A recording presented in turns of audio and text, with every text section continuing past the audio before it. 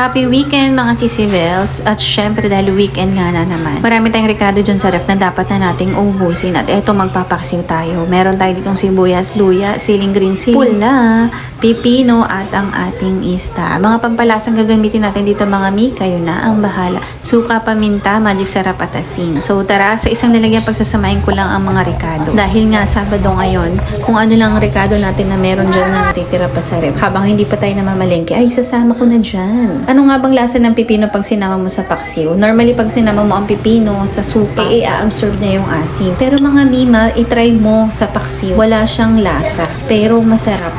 Malinamnam siya. Ewan ko pero subukan mo. Nilagyan ko lang naman to, first time kong gagawin to.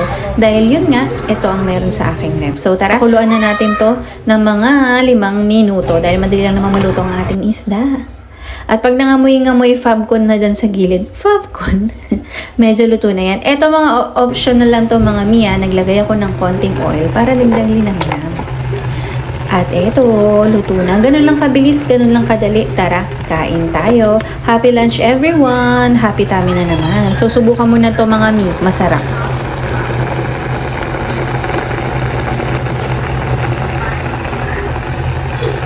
Hi sis! Misheng Diaries here! Kung gusto mo pa ng mga ishing recipe, mura at masarap, follow for more. Thank you for watching!